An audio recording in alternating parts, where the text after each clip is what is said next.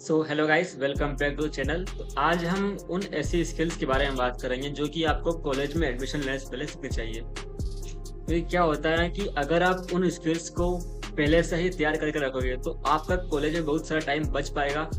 आपको उन स्किल को दोबारा कॉलेज में जाकर नहीं सीखना पड़ेगा। तो क्या था ना कि जब मैं अपनी अगर बात कहूँ तो जब मैं कॉलेज में गया था तब मैंने वो सारी स्किल्स नहीं सीखी थी और उस कारण से मुझे अपने कॉलेज में उन स्कूल सीखना पड़ा, जिस कारण से मेरा बहुत टाइम वेस्ट हुआ। अगर मैं पहले से ही अपने 12th बोर्ड के एग्जाम के बाद जो छुट्टियां मिलती है अपन को, उसके बाद अगर मैं सीखता उनको तो मेरे बहुत काम आती आगे वो। ठीक है, तो जो गलती मैंने करी वो गलती आप ना करें। अगर आप अभी कॉलेज में एडमिशन लेने वाले हो तो ये वीडियो बिल्कुल आपके लिए, बिल्कुल इस वीडियो को पूरा देखना, बहुत काम की वीडियो रहेगी आपके लिए। तो चलिए शुरू करते हैं। तो जो पहली स्किल आती है वो आती है कम्युनिकेशन स्किल्स। ये स्किल पहली और सबसे इम्पोर्टेंट स्किल है कि क्या होता है कि अक्सर आपको कॉलेज में क्या करना पड़ता है कि प्रेजेंटेशन देने होते हैं, ग्रुप डिस्कशन होता है। ठीक है, आप मान लो कोई प्रोजेक्ट एक्सप्लेन कर रहे होते हैं, आप मान लो कि इंटर्नशिप के लिए इंटरव्यू दे रहे होते हो। ठीक है, तो आपको इन सभी के लिए आपकी एक अच्छी गुड कम्युनिकेशन स्किल का होना बहुत जरूरी होता है। तो अगर आप पहले से ही कुछ प्रिपेयर कर जाओगे, अगर आपकी इंग्लिश थोड़ी वीक है मान लो, तो आप पहले ही उन छुट्टियों में अपनी इंग्लिश पर फोकस कर सकते हो और अपनी कम्युनिकेशन स्किल को इम्प्रूव कर सकते हो। तो ये स्किल आपके लिए बहुत काम में आएगी आगे। तो अगर आप इसको पहले से तैयार करके जाते हो अपने कॉलेज में तो आपके लिए बहुत काम की रहेगी ये। तो मेक श्योर कि आपकी अच्छी कम्युनिकेशन स्किल हो। ठीक है, अब बात करते हैं हमारी दूसरी स्किल की। जैसे कुछ टूल्स हो गए, मान लो MS वर्ड हो गया, एक्सेल हो गया। ठीक है, तो इनमें क्या होता है कि जैसे आपको बताया मैंने कि आपको क्या करना पड़ता है कि कॉलेज में प्रेजेंटेशन देनी होती है, PPT बनानी होती है। आपको पर्सनल जब आप प्रोजेक्ट बनाते हो तो प्रोजेक्ट के लिए आपको एक रिपोर्ट सबमिट करनी होती है।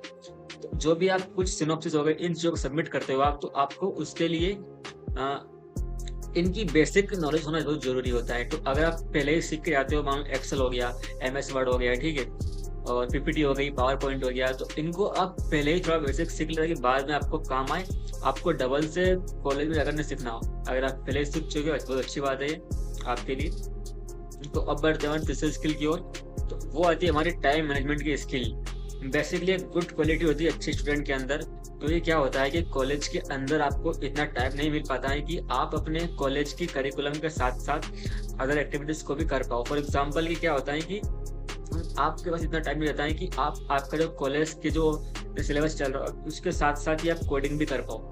तो आपको एक अच्छा टाइम मैनेजमेंट आना चाहिए कि आप किस टास्क को कितना समय दोगे, तो जिससे कि आपका टाइम वेस्ट नहीं हो, आपका एक प्रॉपर माइंडसेट बना हुआ रहे और आप सारे टास्क को इक्वली टाइम दो। ये क्या होता है कि जब आप इंटर्नशिप कर रहे होते हो तो आपको इंटर्नशिप के साथ साथ में क्या करना पड़ता है कि कॉलेज की जो आपका सिलेबस रहता है तो उसकी आपकी मेन एग्जाम के लिए आपको पढ़ाई भी करनी होती है साथ साथ में। आप मान लो कुछ लैंग्वेज सीख रहे हो, ठीक है, आप मान लो कोडिंग सीख रहे हो तो आपको उसके लिए भी अलग से टाइम निकालना पड़ता है। आप कुछ प्रोजेक्ट बना रहे हो तो आपको उसके लिए टाइम निकालना पड़ता है।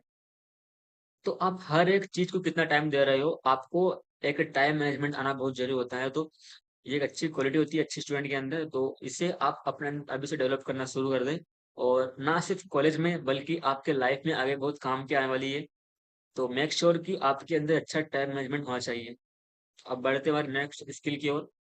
वो है हमारी टीम वर्क एंड कोलेब्रेशन। आप क्या कर रहे होते हो कि जब कॉलेज में ग्रुप प्रोजेक्ट पर काम कर रहे होते हो, तो वहां पर आप ग्रुप में किस प्रकार से उस एक काम को कर सकते हो, या फिर आप मान लीजिए कि आप एक टीम को लीड कर रहे हो, ठीक है, आप एक टीम लीडर हो, तो आप किस प्रकार से अपनी टीम को मैनेज कर रहे हो, इन सबको भी आपको आना चाहिए। यानी कि कुल मिला के ऐसा है कि तो आपको समझना होगा कि अगर कोई अलग तरीके से काम कर रहा है तो उसको कैसे हैंडल करना होता है। ठीक है, यानी कि आपको सिचुएशन के हिसाब से किस प्रकार से उसको हैंडल करना है, ये आपको बहुत जरूरी होता है। सो टीम वर्क बहुत जरूरी होता है। तो ये थे आज के कुछ बेसिक टिप्स